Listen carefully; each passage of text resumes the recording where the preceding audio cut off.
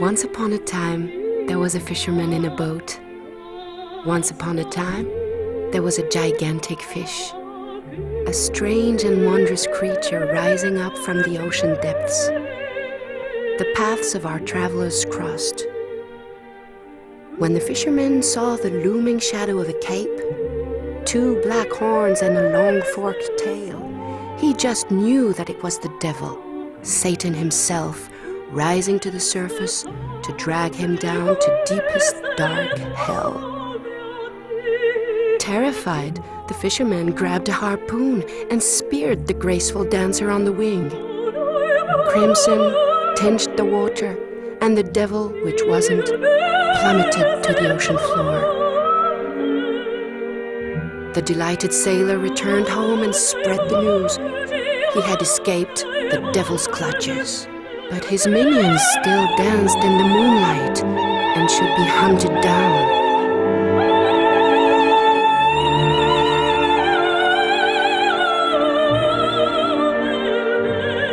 No sooner said than done, and the fear of the beast swept through the land. Until one day, other humans ventured out to sea, took a closer look at the creature, and said to themselves, "If that's the devil, we are believers." So the humans let the creatures near their boat and saw that when the beasts rose from the deep, their mouth agape, it was to feed on plankton. They saw that when they rubbed their backs against the hulls, it was to scrape off parasites. They saw that when they danced, it was a ballet of love and not a witch's Sabbath. So if you ever travel to a faraway land and meet a sailor who still believes that manta rays, like devils, snatch humans away in their wings, don't make fun of him. After all, legends never die. Just explain that we should be happy protecting them, that we should enjoy watching them wing their way back to the mysterious deep. Cherish the ocean. It's the only one we have.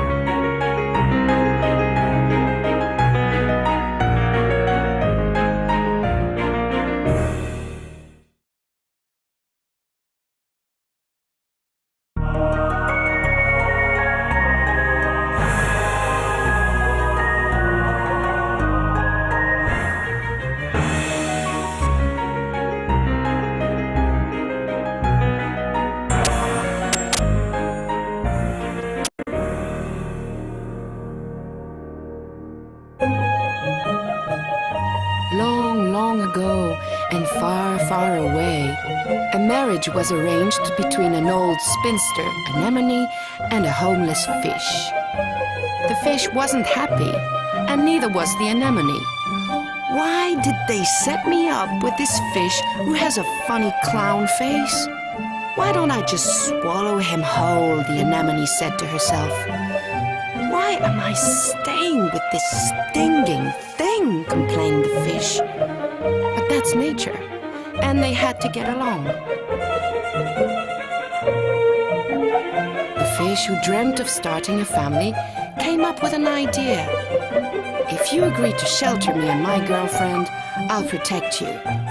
If you defend me, I'll defend you, and you can eat the leftovers from my hunt. And my speed will serve you well, since you're stuck to this rock and can't run away when you're attacked. But you've got to stop stinging my skin so that I can patrol your tentacles. The anemone thought about it and figured it was a pretty good deal. Anyway, getting tickled all the time wasn't really that unpleasant. And then, for some unknown reason, she just stopped stinging the fish, for anemone's sake. But the anemone found out that the minute Mrs. Fish moved in, she got fatter and fatter and bossed everyone around. Then, to the anemone's great surprise, when Mrs. Fish suddenly died, Mr. Fish didn't wait around for a new girlfriend, but turned into a lady instead, to make sure there would be descendants. Well, you know, other environments, other customs. So the anemone let it go at that. Their marriage has lasted for a very long time, because they each have something to give. There are reefs, it is said, where the anemones never close, because the brave fish defend them so valiantly. Weaving in and out of their corollas, the little clowns range free. Cherish the ocean. It's the only one we have.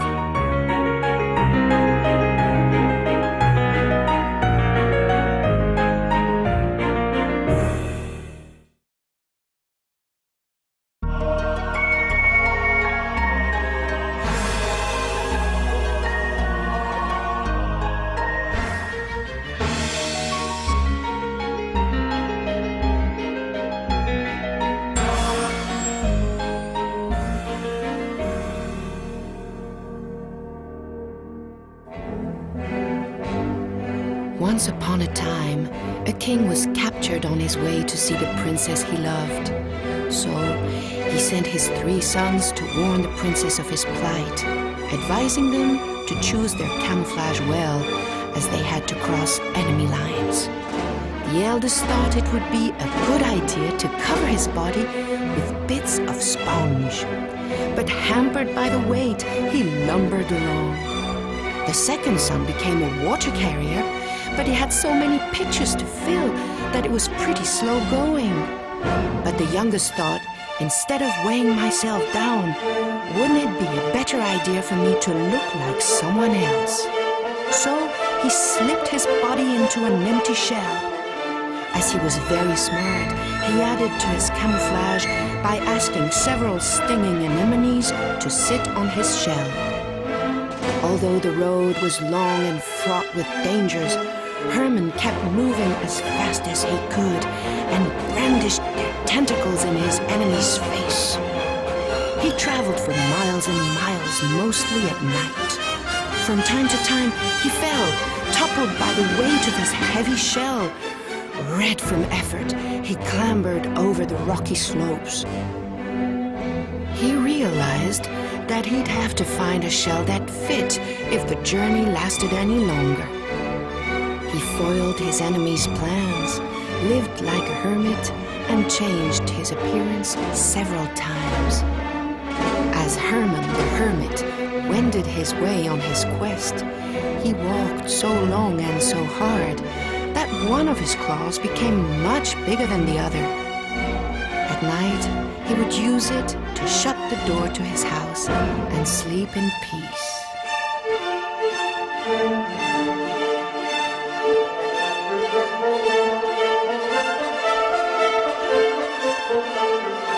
At last, after a very long journey and several shell changes, he reached the beautiful princess whom he found quite charming. But the story doesn't tell us what happened next. A story that gave birth to the legend of Hermit Crab, who was not such a hermit after all. Cherish the ocean. It's the only one we have.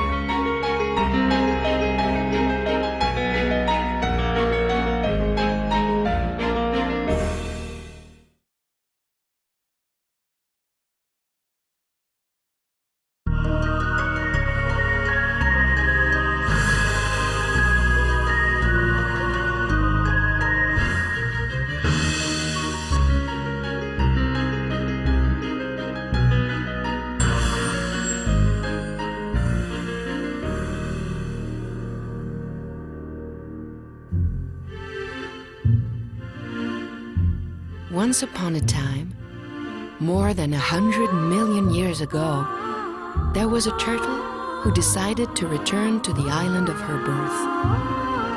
But the island was thousands of miles away, and the turtle was so tired that she kept falling asleep.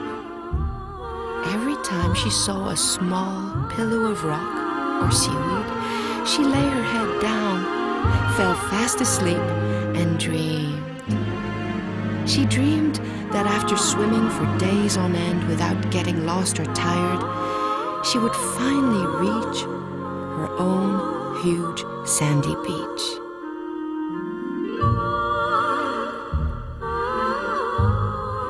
When she woke up, the turtle thought life is really tough. When she was barely out of the shell, she had to dash for the water while steering clear of the birds. As a young turtle, she had to change her food and store energy to become fertile. She had to build up her shell, her only protection against sharks, and then wait another 20 to 40 years before having any baby turtles. Which reminded her she had a mission to accomplish. Since the dawn of time, turtles in memory of their land-born origins returned to the beach of their birth to lay their eggs. She felt the connection with all the other turtles who had made the same journey and knew she had to succeed. Unfortunately, she had slept for so long that she had utterly lost her way. She tried to get her bearings, but nothing helped. Would she have the strength to go on? The story goes that suddenly, as if by magic, a silverfish with an uncanny sense of direction decided to travel with her. Ever since that day, turtles have always been able to find their way. We wish them bon voyage.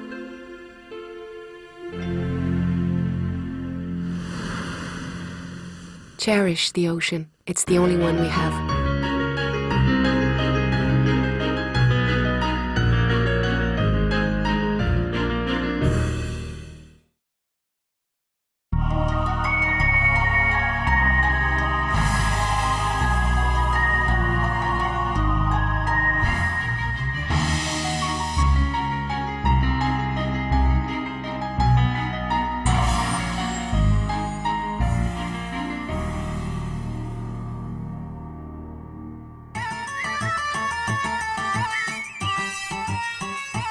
Every evening, in the land of Sultan Abu Slitatu, on the immense Bukir plain, when the water sprites play their flutes, if luck is with you and your eyesight good, keep very still and you'll see the garden of eels.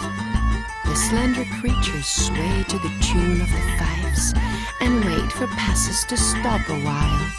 Because if you have a yarn to spin, a joke to tell, or juicy news to spill, you are sure to run into one of these gossips.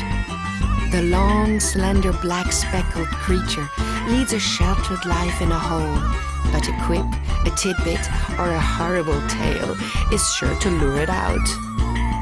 Its curiosity always gets the better of an eel. What would happen to the little plankton that ventured onto the plain? His mother had warned him about the garden babbling with tittle-tattle, chatter and chaff.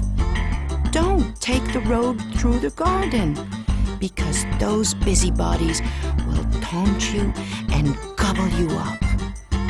But when he took a closer look, the little plankton realized that the eels, who spent half their time buried in the sand, were really skittish. They had to stick their necks out and risk being eaten if they wanted to hear any news. However, the little plankton outwitted them by promising to come back and finish the story he had started. But he never did. He left them there, waiting forever and ever, living a needy, fearful life.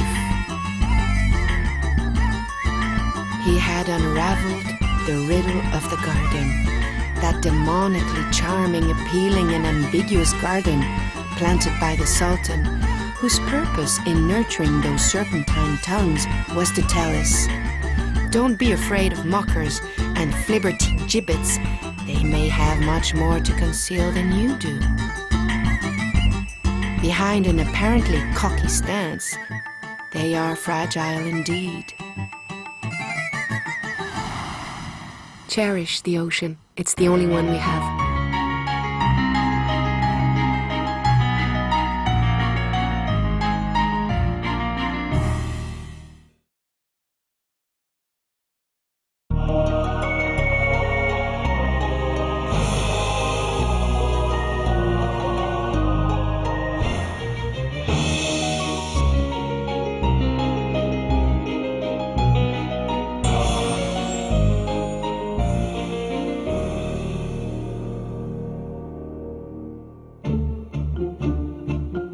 Once upon a time, when darkness still shrouded the earth, there lived a feared, friendless, famous hunter, an ogre who devoured anything within his reach. He was a very, very old fish who mumbled all the time. He had left his family a long time ago and now ranged the ocean depths, droning the same jingle-jangle. In fact, he had been muttering for so long, his upper jaw got stuck, and he could only open the lower half, revealing the sparkling daggers of his pointy teeth.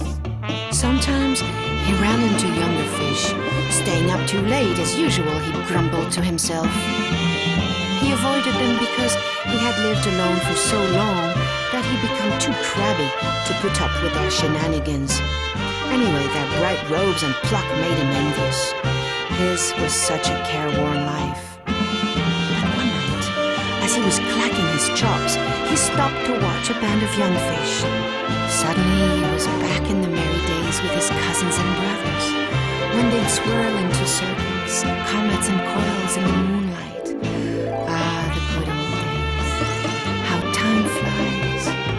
Without further ado, he chased his blues away.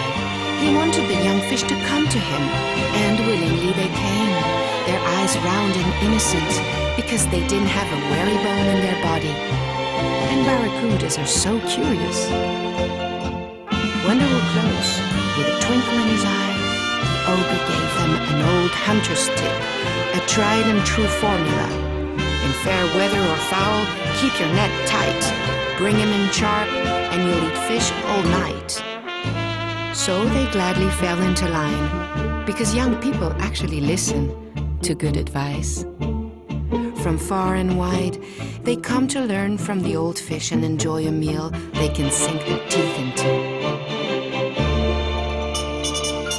The old barracuda still mumbles and acts like an ogre a bit, but anyway, he's back in school now, teaching and learning that he too has something to share. A lifetime of experience.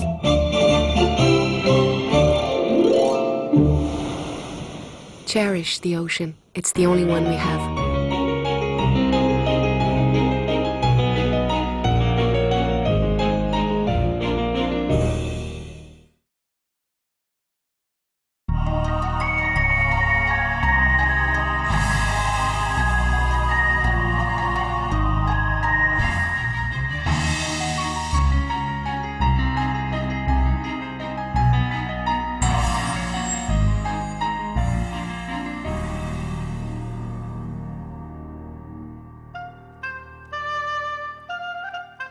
Once upon a time, one wintry evening, as silver flakes powdered the water, there was a mommy fish who gave birth to a very, very, very big baby fish. By Easter, the baby had grown so much, and his body had become so fat, so big and so long, that he looked a lot like a whale. Upon seeing this, the mommy fish was slightly puzzled, but delighted and moved as well. She decided to call him Whale Shark. A playful fairy godmother had presided at his birth, and so the little shark didn't eat meat at all and was as sweet as can be. The mommy thanked the heavens for bestowing this gift on her child, because she thought that life went swimmingly well with kindness. Of course, the little calf had to satisfy his hunger.